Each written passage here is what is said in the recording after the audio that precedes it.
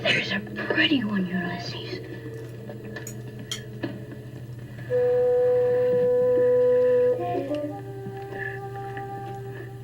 There it is. Hello BookTube, I'm Sean of Sean Breathes Books. Welcome back to my channel and my first alfresco book haul of the year, I think. And it's because it's so cool and cloudy, I thought, oh, this is good Sean weather for me to comfortably come out. But because of said cool, cloudy weather, the bugs are out in force, so I don't know how this is going to go. And I also didn't bring a bottle of water with me, so yeah, there's all kinds of things that could go wrong here, but those are some of your most favorite videos, aren't they? All right, without further ado, here is a novel that a classic that I still haven't read. It is The Leopard by Tomasi de Lampedusa, translated from the Italian by Archibald Colquhoun. Colquhoun, I'm not sure how that's pronounced. And I'm doing a buddy read of this with Sonia, I think next month, so that's why I got it. And I think that's a crow up there. Can I show you? I don't know if you can see it, but it's making its presence known. He was an aristocrat. This novel is set in 1860, so it's a literary novel set in the mid of the 19th century. It is. I'm not going to insult it by calling it a historical novel. Goodness. I think it's got a lot of aristocrats in the book.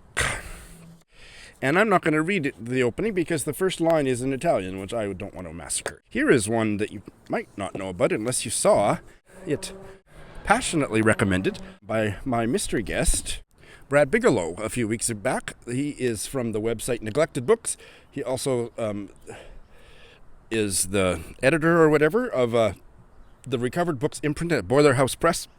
And he is a huge fan of this novel of World War I. And it is called Other Ranks by W. Tilsley. Brought back into print somewhat recently. I don't think Brad was involved in getting it back into print, but he may well have been. So this was originally published but sometime in the 30s and then brought back into print in 2019. And on the strength of Brad Bigelow's passion for it, I snatched up a copy. Opening paragraph.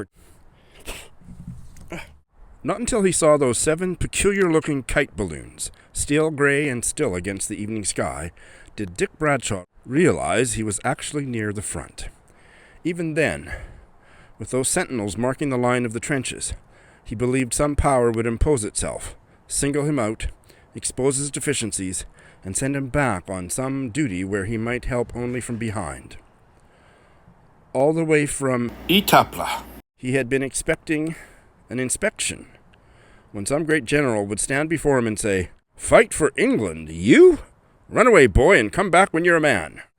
Next is a book that, even though I loved this writer's short story collection, Fortune Smiles, I've always kind of been a little leery about trying this because it's a white American writer writing about North Korean characters. But he's such a good writer, I'm going to give it a try. It won the Pulitzer, according to the cover.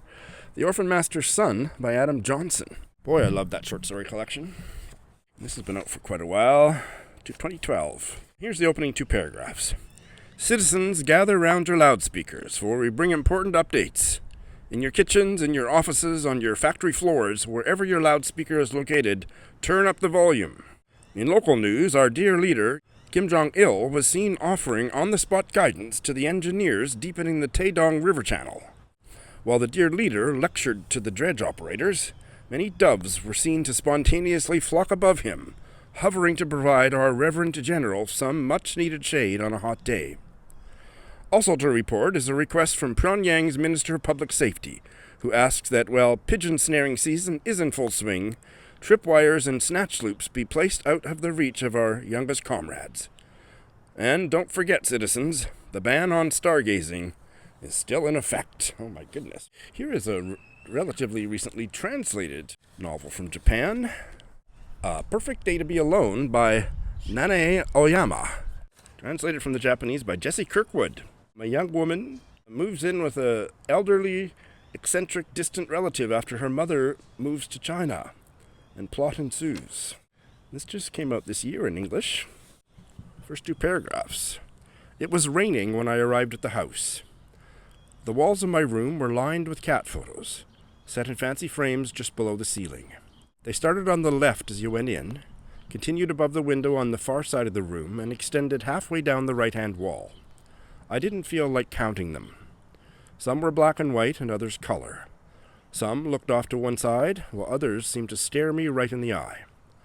The whole room had the austere atmosphere of a family altar. I just stood there in the doorway, and I've had a little peek at the next paragraph. This is the room she'll be living in with this eccentric elder relative. Oh, here is a Canadian debut novel that I was excited about, based on a CBC 2024 releases article.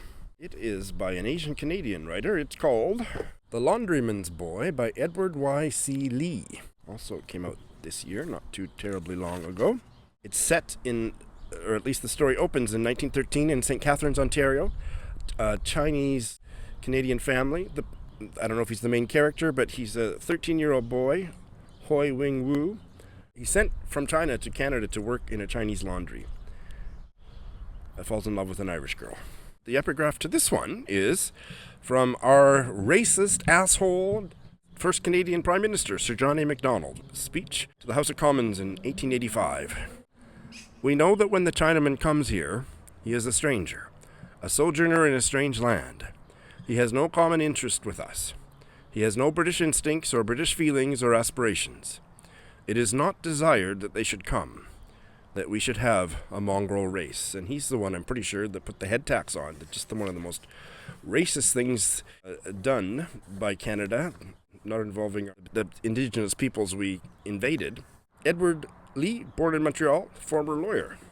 Opening chapter, there is a racist rhyme, so it's so bad that content warning for anybody who doesn't want to hear it.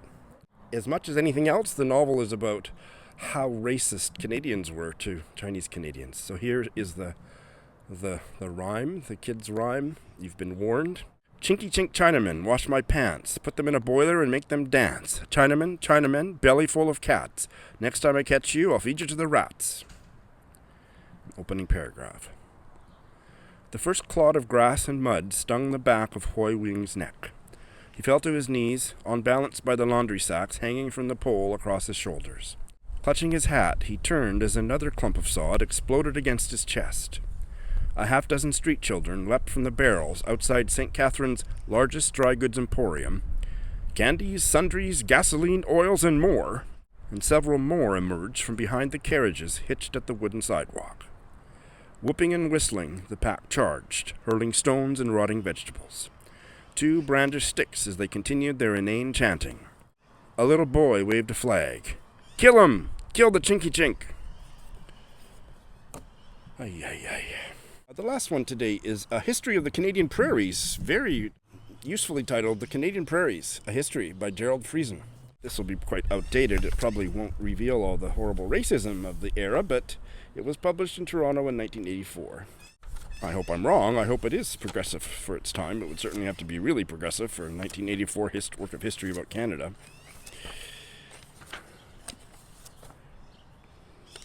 And I'm not going to read from it. It's certainly a well-known book. None of the other ones have epigraphs. All right, so that's my book haul. Al fresco. Whose bloody stupid idea was this? Thanks for watching.